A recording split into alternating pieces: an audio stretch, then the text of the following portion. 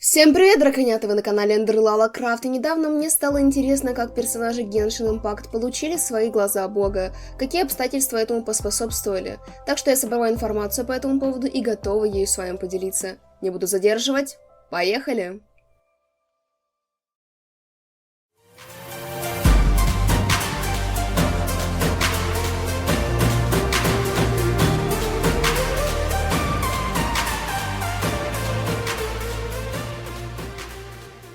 Глаз бога — это магический артефакт, который позволяет управлять силами элементов, то есть Пира, Гидра, Анема, Гео и так далее. Это милость богов простым смертным, которые стремятся к своей цели, несмотря на удары судьбы. Поскольку в игре уж довольно много персонажей, уместить истории всех в одно видео было проблематично, так что я решила разделить рассказ о глазах бога известных нам персонажей по элементам.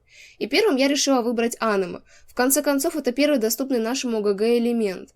Анем-архонтом является Барбатос, более известный как Венти. Всего в игре насчитывается 6 анема-персонажей, включая его. Предлагаю начать с самого нового представителя анема-элемента. Это Сая. Она вечно сонный миниатюрный ниндзя из тайной организации Сиюмацубан, которому никак не дается вырасти. Свой глаз бога Сая получила, когда только вступала в самостоятельную жизнь. Хрупкие создания, в одиночку скитающиеся по миру, неизбежно попадают в ужасные передряги. И единственный способ понять, каково это – испытать все на себе. Именно так и случилось с Саю. Умея прекрасно наблюдать и скрываться, она всегда понимала, что не создана для боя. Миниатюрное и хрупкое телосложение не дает никаких преимуществ в силе. В реальном бою от ее умений ниндзя едва ли будет много толку. А дела не ждут, пока ниндзя вырастет. В неспокойные времена Саю может оказаться в беде даже из-за сущего пустяка. Попав в окружение крепких врагов, она вынуждена выкручиваться, но все равно едва успевает спастись. Чтобы безопасно доставить полученные сведения, она должна стараться изо всех сил. Изнуренная и израненная, Сая вот-вот готова упасть без чувств, но в голове ее проносится мысль. Превозмочь все способна не только грубая сила. У слабых тоже есть способ выжить. Именно потому, что ты слаба, ты обращаешь внимание на незаметные события, которые меняют твою судьбу. Мои шансы спастись сейчас мизерные, но как раз для этого и нужно мое мастерство ниндзя. И не успел упасть на землю лист, как она исчезла. Преследователи не верили своим глазам. Маленькая ниндзя пропала, словно ее унесло порывом ветра. На следующее утро Сая едва могла подняться и обнаружила, что пакет ниндзя, прикрепленный к ее ноге, куда-то исчез. Однако вместо него на том же месте появился удивительный предмет – глаз бога, сверкающий в лучах утреннего солнца. И теперь, благодаря силе глаза бога, Сая может носить двуручный меч, превышающий ее собственный рост. И ей больше не нужно прятаться от царящих в мире раздоров. Увы, но самая насущая потребность Саю так и не разрешилась. Похоже, даже глаз бога не в силах помочь ей подрасти. Кадзуха – первый аниме-герой из Инадзумы. Ронин-самурай, который нашел приют на флоте Южного Креста в Лиюе.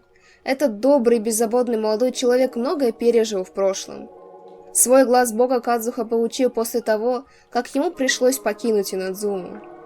Рассветный туман вуалью лег на горные кручи, а по узкой тропе шел один Кадзуха.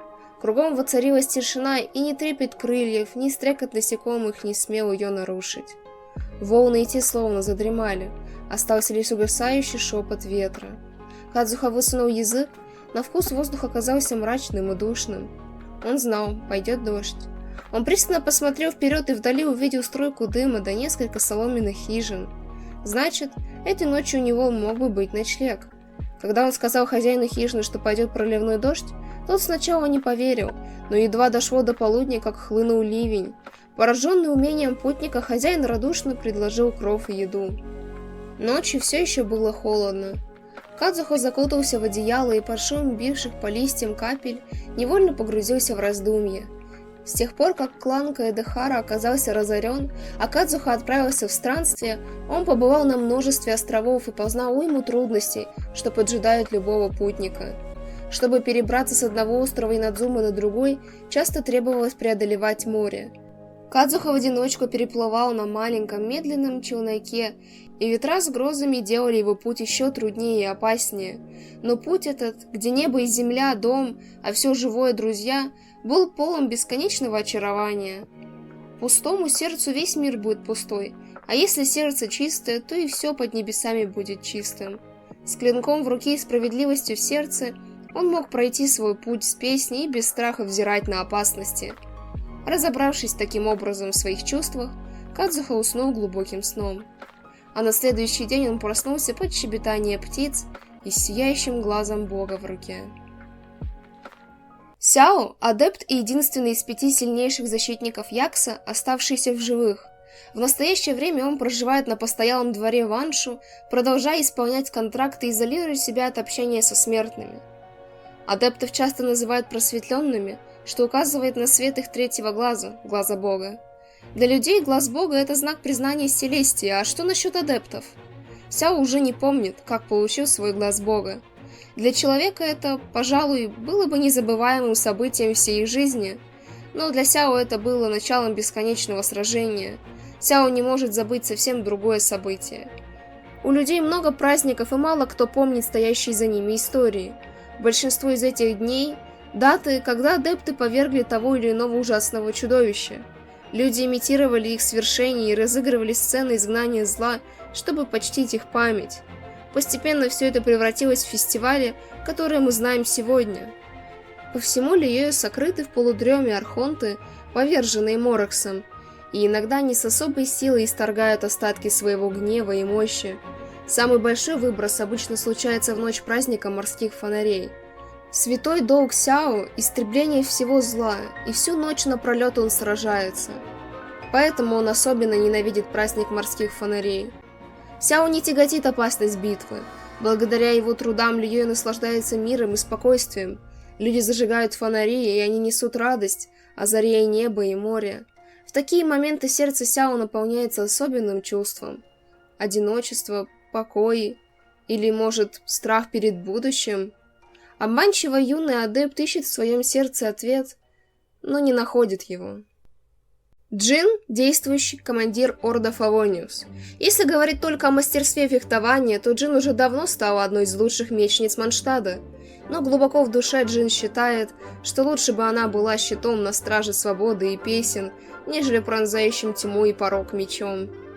Защищать всегда труднее, чем разрушать.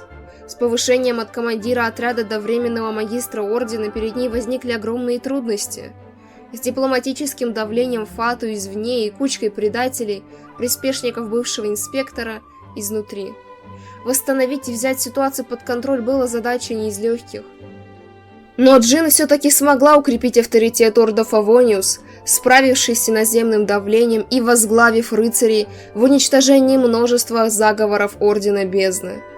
Тот миг, когда Джин получила собственный глаз бога, ей не забыть никогда. Все вокруг стихло, и между ладоней подул ветерок. Мир лишился красок, и только старинный девиз клана Гунхильдер звучал у нее в голове. За Манштадт, как и всегда. Сахароза – алхимик с ненасытным любопытством к миру и всему, что в нем находится. Она занимает должность помощника Альбеда в Орда Фавониус.